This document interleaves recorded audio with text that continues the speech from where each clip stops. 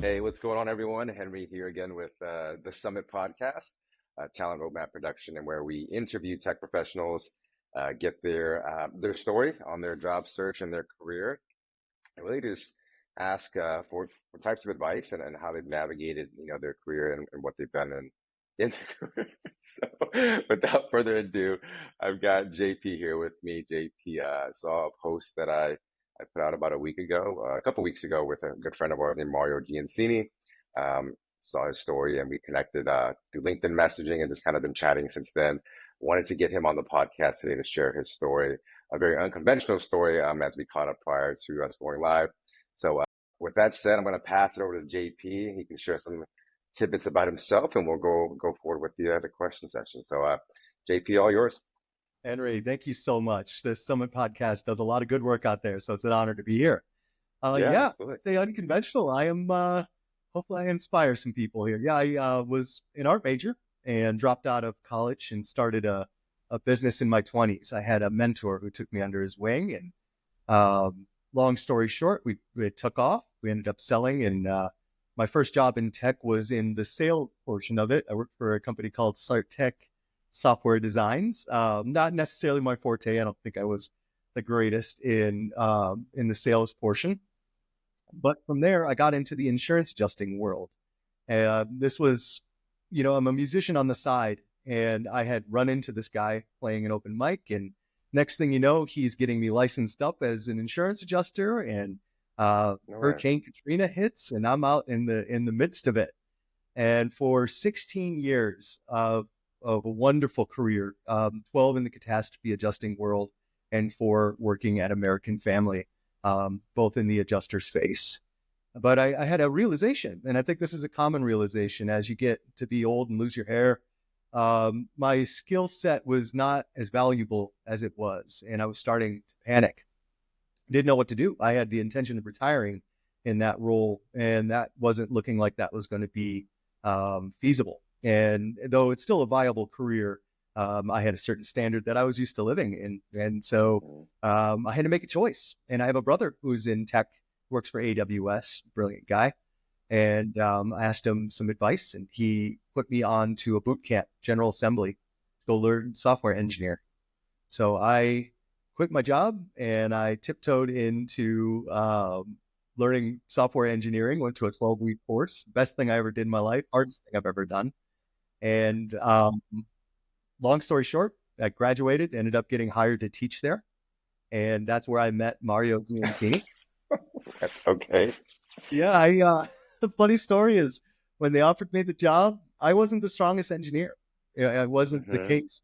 I went to school with a lot of talented people, and I said, "Look, I can name about 6 people who deserve this job.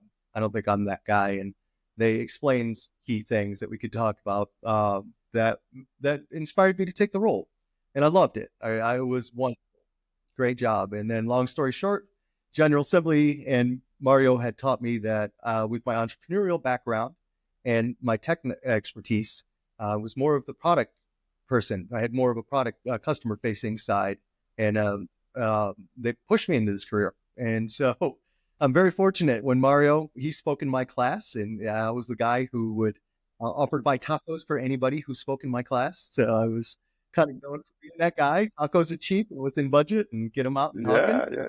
Long story short, Mario hired me, and it was an exceptional job and took very good care of me. And the only reason why I no longer work there is that I got offered my dream job here at Verisk. Now I am getting to utilize my subject matter expertise as an insurance adjuster. My startup expertise is understanding and identifying, synthesizing out opportunities and understanding which ones to pursue, bring value not only to the customer, but to my organization. And then using my software engineering to know what is feasible and understand that feasibility risk. And so I'm firing on all cylinders right now. I'm living that dream. Gosh. Okay, so I didn't expect this at all. When you said unconventional, you really mean unconventional. So I think you kind of real high level that story, and I'm trying to pick this apart. So essentially, you started in an insurance adjustment. What year did you attend General Assembly? I did that in 2020, 4 years ago. 4 years ago. 12-week boot camp. and you were hired on, well, Actually, well, it was into actually generalist. I'm sorry, it was 2022, not even 2020. 2020 is when I left the insurance world. Yeah, it was 2022, my graduating class. Insane. And you became an instructor there. I did, yeah, an instructor associate. So I was, Okay. I led some lessons, but I was under a couple of very brilliant lead instructors, and Hmm. so it got me to hone my skill set in the coding department, and got to teach a Okay. little bit. Not only I got my Scrum Master certification in that space, so I got to teach not only engineering but agile principles and understanding some of the Scrum Wow. processes. Gosh, that was literally 2 years ago. It is, you Yeah. know, and this is why I admire a lot of what you're doing. I think when we think about what's possible now, and when we look at our careers, I think if you would have talked to me when the insurance adjusting career was starting to tip downward, I was panicking and I didn't know what was possible. But in this world, you can weigh out your risk and make decisions. And I speak confidently now, but I don't know that there was any sort of confidence in that 2 years about the choices that I had made. I think I'll tell you, my first 2 weeks of General Assembly, I thought I spent money in a really bad idea, and I was not where I belong. By the end of the time I graduated, I had found myself. I had found process. I had found being comfortable when I was uncomfortable, which I think is key to success in this industry.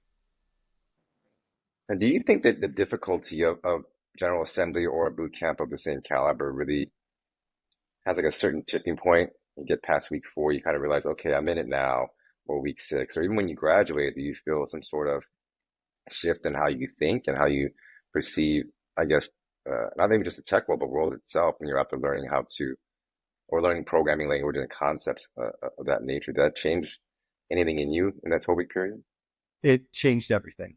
I'll be honest. Wow. I don't know that a Okay. boot camp is for everybody. It's very intense. Okay. You're not going to sleep much. I got COVID.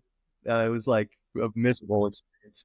But here's what I can say about the experience is 12-week intense uh, program. And you have to look within yourself and understand that you're in that moment. You're invested and you have to do what you have to do. And you have strengths. Now, some people were really strong in coding. That wasn't me. I'll be honest. JavaScript, I did all the free code camp and all that prior to getting there, and I still Right. didn't get it. And one of the things that I learned is to be able to identify where my weaknesses were, lean on my peers for where those gaps were, and teamwork, teamwork, teamwork. Don't work in a silo. And I think that's Yeah. where I shined in contrast to those who were good at coding, is that my lack of tech prowess forced me to be more of a social bird and use my resources to output really great products. And I'm very proud of what I did there. But yeah, from the bootcamp standpoint, um, I think if you set the context for people and the return on investment, I wouldn't Yeah. change it. It changed my life. Gosh. And I think it kind of showed you that you are a natural PM, product manager.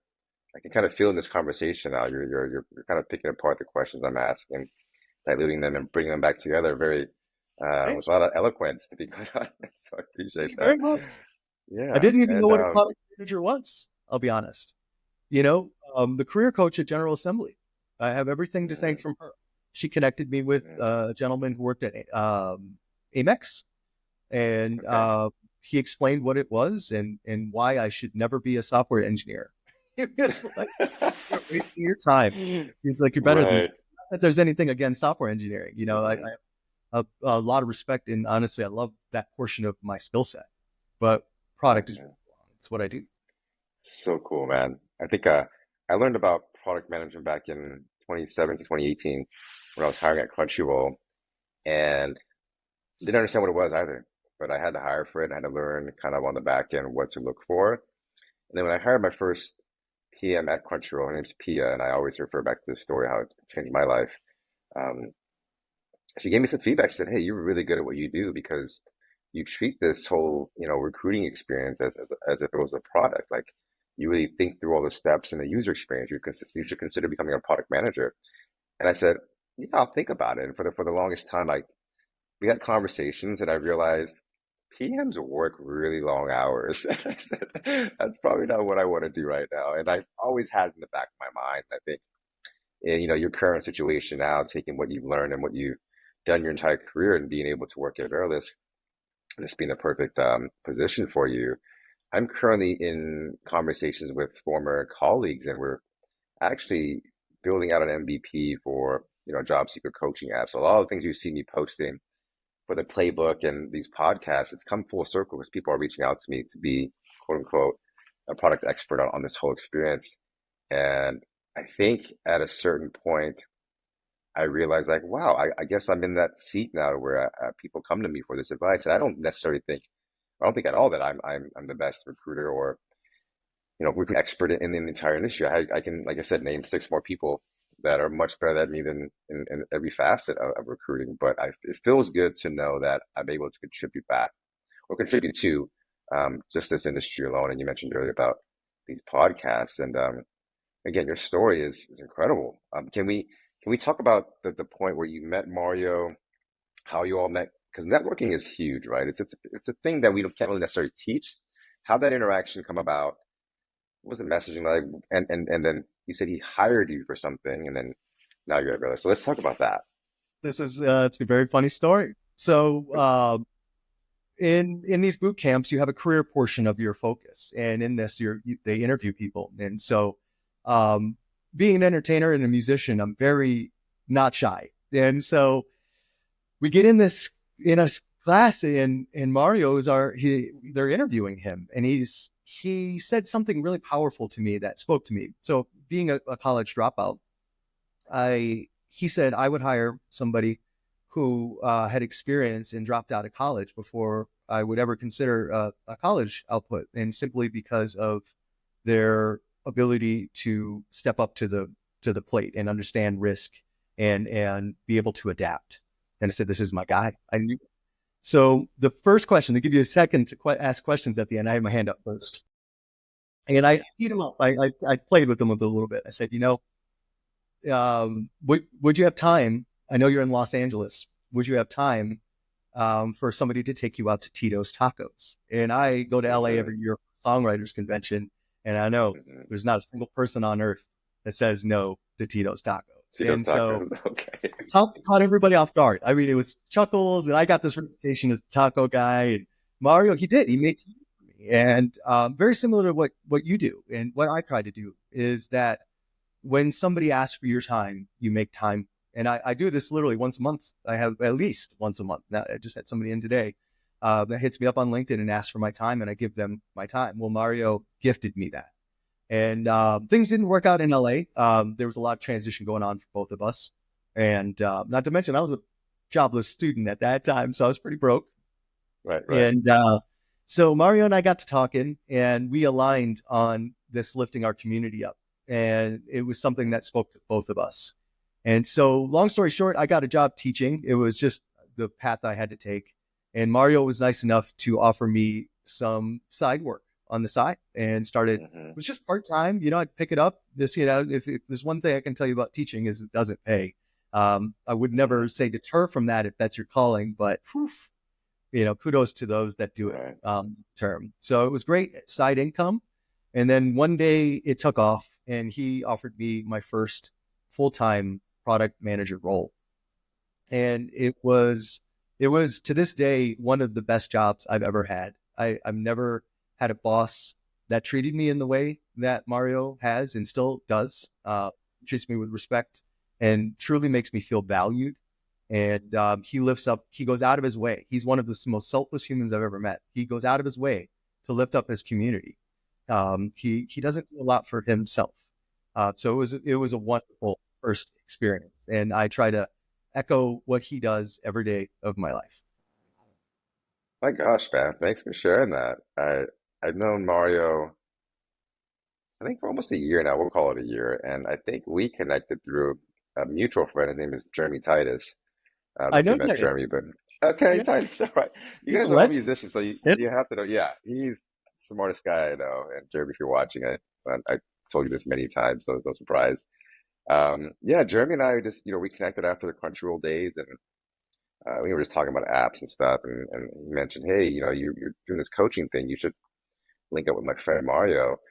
And I thought he was suggesting that I coach Mario and like help him find a gig. And then I meet him. I'm like, oh no, no, no. This guy's coaching me. Like I'm learning so much from him, the self-engineer, um, just his philosophy, his speak, the way he carries himself. I was like, wow, this guy is so interesting. And we started doing bi-weekly syncs to just touch base on some of our entrepreneurial endeavors. And most recently we talked about an app he was building for, I guess all I can say is with Hollywood, and I'm sure he might have told you as well. And I was like, well, interesting. I'm doing this other app thing, and I feel like we're all just kind of discussing cool things we can build for the world, and it doesn't feel like work. Doesn't feel like we're trying to, become the next unicorn. It just feels like we're able to do something like you said for the community and for the betterment of the community. So, Mario Titus, if you guys are watching, I'm sure you are. Hello, we're talking Forever about you your debt guys. was, forever your debt. Well, you got two people in this who forever are grateful for what you both do. Very cool, very Hey, cool. touch on something, Henry, is that there's a paradigm shift. And we no longer live in the predatory 80s and 90s where the idea is that we create a startup and we milk people for profit and that profit's all we're focusing on. And that transition's slow. I don't think people quite realize it, but people like Mario are the future. What they do is, how do you find out you're a unicorn without those that believe in you and show you what your strengths are and how to formulate that product? And and people like us, and I'm going to say us because we're all doing it, are the people who lift up our community to ensure that everybody gets a shot at finding that. And it's a really exciting time. It's sometimes frustrating because we find companies that don't share that mindset. But look, change is, as we know in software, right? I work for a legacy Mhm. company. No such thing as immediate change, and it shouldn't work that way. But when we Right. look at gradual shift towards things, what an inspiring and wonderful time we live in. Oh yeah, absolutely. Especially with the advent of AI, and when GPT came out, or ChatGPT, a couple of years ago, there was this big old like FOMO and even a lot of fear mongering, right? And to this day, there's still some of that here. And I can honestly say I'm very excited about where things are going as far as technology. I think it will spike and it'll come back down to like maybe utilizing it just as a tool. I think us as humans, we hopefully understand where the limit is for these types of technologies and tools. But you're right. I think this what we're able to do, and whether it's a legacy company or just an individual spinning up some prototypes, on their server using or in a Slack group or not. It's a fun time to be in technology. Um, and I mean, the sky really is the limit here in what we're doing. And yeah, I'm super stoked. Just thought I'd share that as well before I Yeah, you get my touch, next question ready. you're touching on something really important with the advent of AI. Is, look at me. I did not go to school to be a product manager. It's just not what on my education background. But in tandem with AI continuing as education, if you notice, I put up a certification a week at least on LinkedIn, Mm, YouTube mm, videos nonstop on my skill set. mm, Every book, Dan Olson, get into it. Transformed. I read them all. And so in this world, these tools can help us to identify, firstly, our strengths internally. And then secondly is looking at the market as from a servant's mindset. So when I to get my role, I looked at it with empathy and as if it was a client or a user and said, how do I serve this space? What are they mm, looking for? Where are the gaps? And so if we mm, use our process that we learn in engineering to consider, and this is what Mario self-engineering really connected with me on. So we apply that to ourselves and we break it apart and we put out a storyboard and we start to look at the user journey and what they actually need. And it starts to tell you what you actually need to do. And you start to polish yourself to fit the needs of the market and not just throwing resumes out in the hundreds. And believe you me, I was that right. person. Instead, we become very targeted and we start to craft brands just like we do with bands. And you start Mm-hmm, to craft a product that becomes valuable for somebody. Like if we look at the common way people are applying for jobs now, look at LinkedIn. It doesn't mm-hmm, work. It doesn't work for mm-hmm, either side. I put out resume that falls into a pile of thousands of resumes, and then they use something like Greenhouse to distill it down somehow. And then they mm-hmm, get into these interviews, and oftentimes neither person ends up with something that benefits them. But if we look at it through recruiters like yourself, what we do is we create products, and we have recruiters that can take us directly to the source and sell that product. And that product should fit. If we're doing it right, we should be serving the end user in a way that is considerate and empathetic for their needs, and in the long run allows us to negotiate.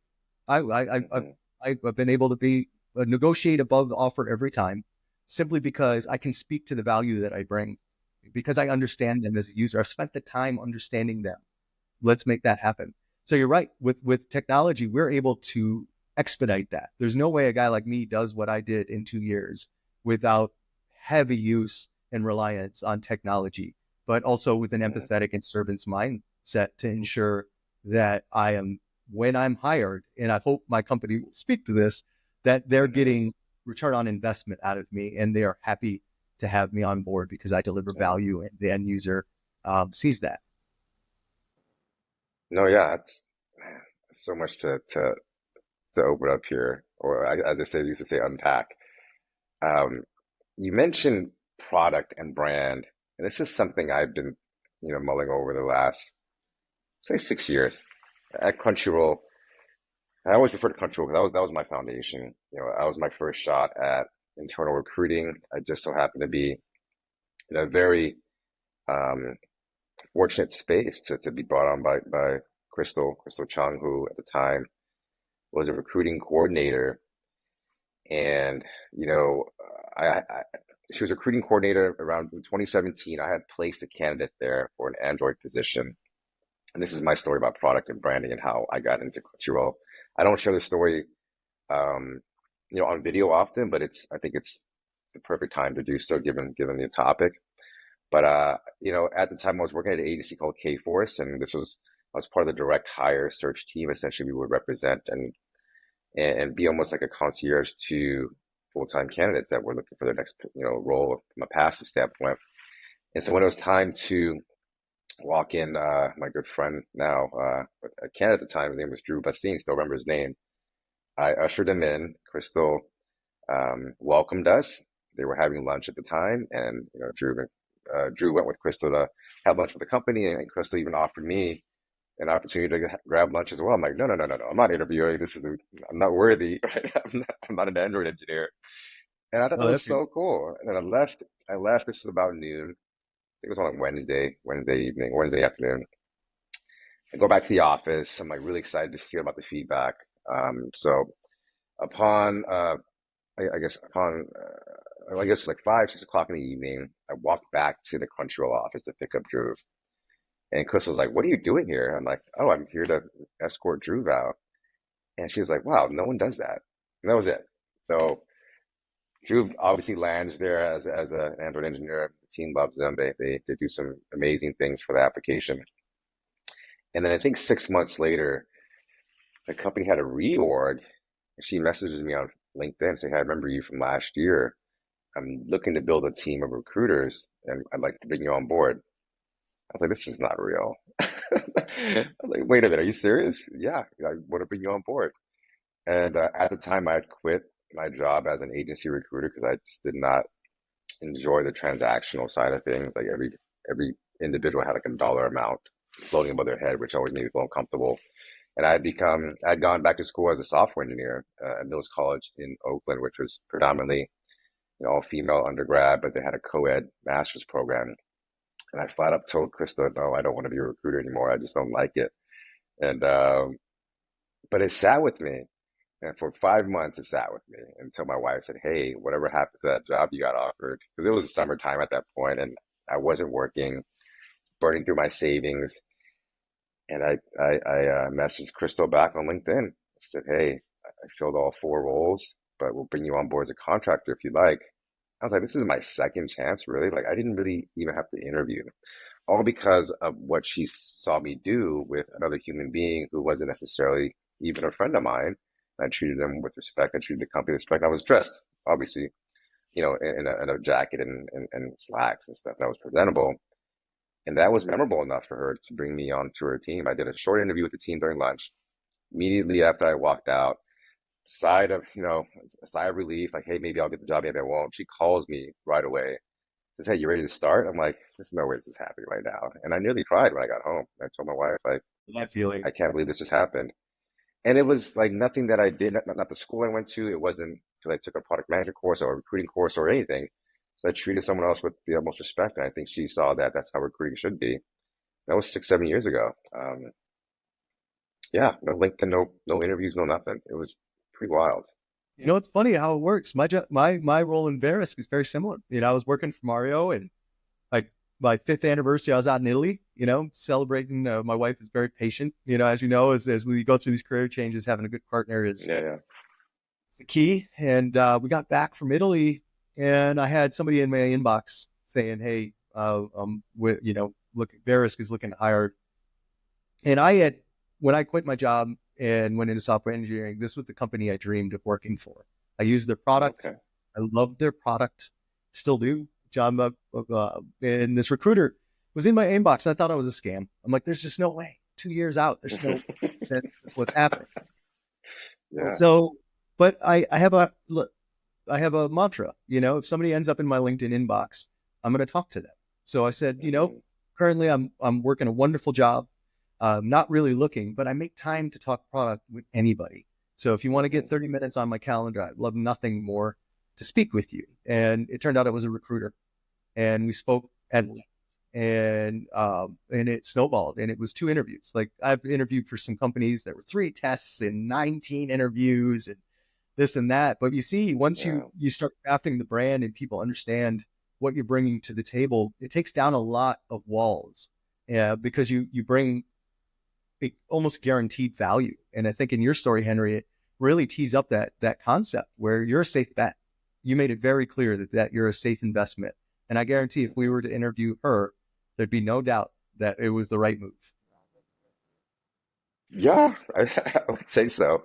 We did a lot of cool stuff together. I mean, I think, and your story is pretty amazing. 2 interviews. I feel like lots of similarities there as far as, also when someone else reaches out to you, you feel a little bit like, wow, I guess I am that good, or maybe they see something in me that I don't, and it kind of allows you to just be yourself and present your ideas and what you think, works well in solving some of the problems that they have. And I think at the time, Crystal and the team, she just wanted to have a team of recruiters that were in tech and that understood technology. And at the time, I think she had just gotten out of law school. She was a paralegal, turned recruiting coordinator for, a brand and a company she loved. She was a huge anime fan, and that was her dream job. But anyhow, I think if you interview her now, we tackled Confluence together. A tool that's primarily built for engineering and product.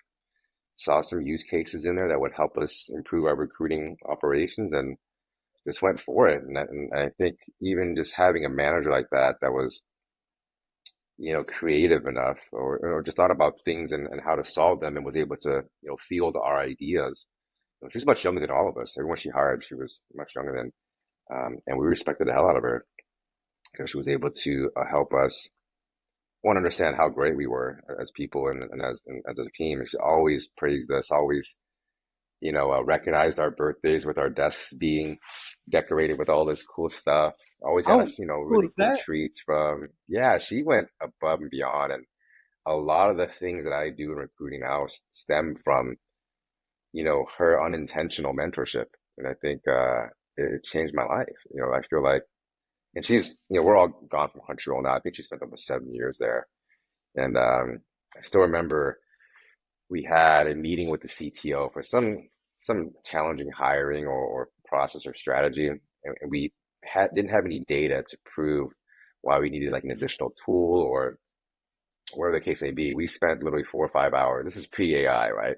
We drafted like a 7-page document, copying and pasting everything from all of our tools and our infrastructure, and put together this Google Doc that we didn't even present. It was just, here you go. Can we meet about this? And we met about it. And the CTO at the time didn't even ask us about any of that stuff. And it was a great learning experience, man. We put the shoes on, tied our shoelaces, and just ran. Certain times we'd be up to like 9, 10 at night, and it just felt great. And those are the things that yeah, I guess I'll always be grateful for is just those moments and those triumphs, I guess you could say. Those were really good times. And Can we yeah, talk I about just thought I'd share the that. empowerment of strong managers? Mario, my current boss, Jeff Young, every day I walk into work, they would say, "This is the person I hired. I don't want you to change a thing." And it doesn't mean that doesn't come without criticism and mentoring, right? Like we're here to grow. Mm, I'm the same person right. tomorrow that I am today. I'm not doing it. But these people are people who teach us how to find ourselves and how to, Mm, and that outputs, right? That becomes something that's valuable to society and it's uniquely valuable. And I think we both share that. And I want to take a second just to give a nod to those people who have humbled themselves in that manner. That management style is something that's unique, and I think it is what gets us here. I'd never be this person without people like that who say things like that, and it sounds like we share that. absolutely. And yeah, and another thing we do share is, we transitioned pretty late into our quote unquote careers, right? I was prior to Crunchyroll, I was in the military. I was in school for music as well. I was an audio engineer, so that's I why I know. asked about analog Nice and to make digital. it. Yeah, I was also in a band. It was a island hip hop band. So that my buddy was a fantastic singer. Is a fantastic singer.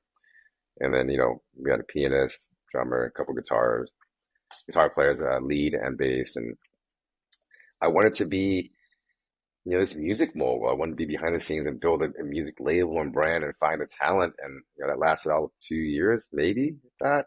And I put that behind me, became a cable installer at AT&T. And I enjoyed that a lot, to be quite honest. All the dealing with the Wi-Fi routers and the cabling, and then working on my own hours, so to speak. But one of the things that made me shift from that profession was I wasn't able to pick up my daughter from daycare at exactly the time I wanted to every day because the shifts were they'd always overflow past 4 or 5 o'clock.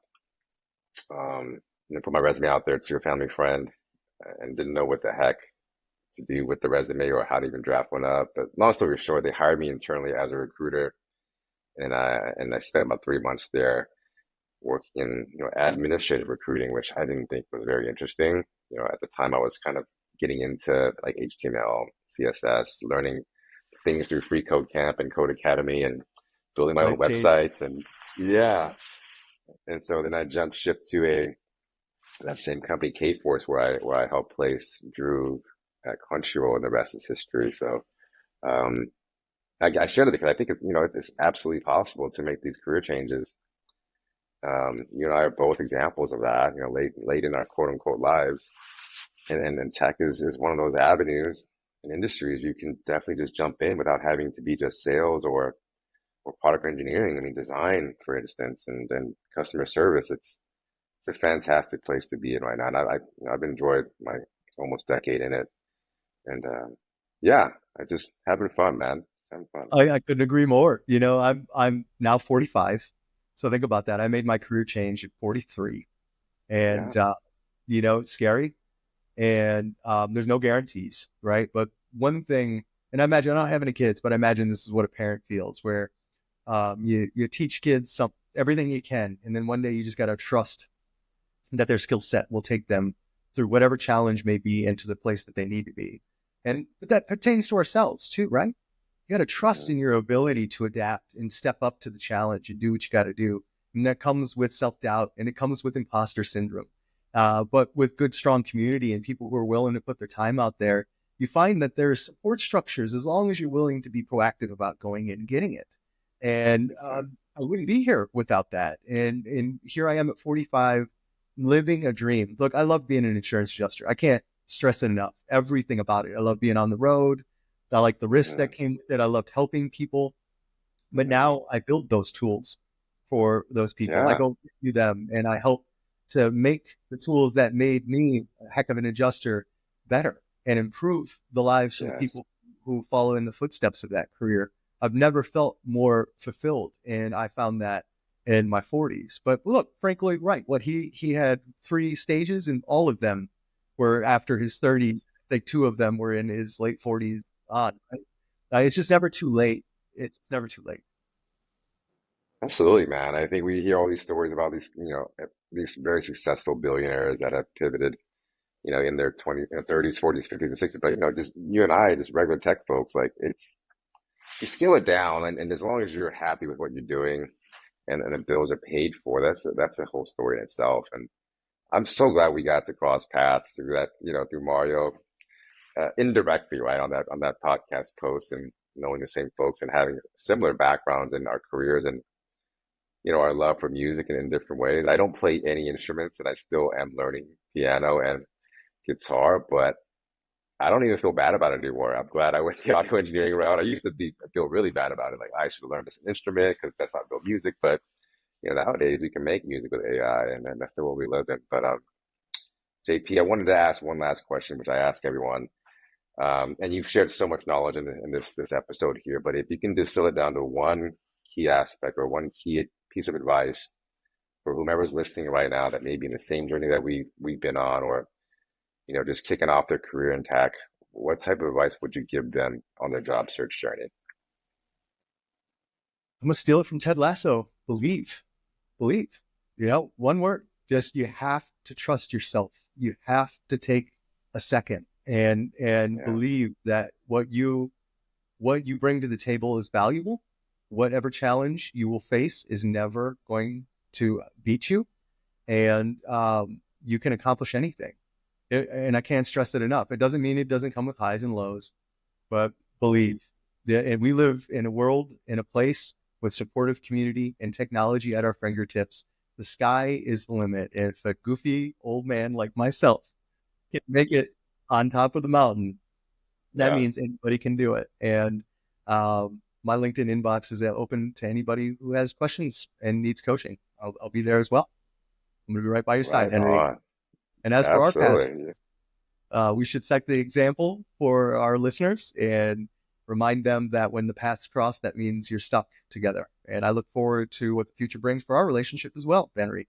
Who knows? Who knows? Yeah. 10 more episodes. We'll put it in the books. Uh, you But call me anytime. I'll be there. yeah, man, it's just been so fun, and thanks for sharing your story. I had no expectations. Um, I guess I had expectations. I thought, you said unconventional, and I just felt like, okay, cool, it's gonna be really, but this is something I never thought I'd hear, especially, where you've been in your career, what you've done now, in the background of music, and just knowing the same individuals as I mentioned earlier. So thanks for your time. We'll definitely have to do this again.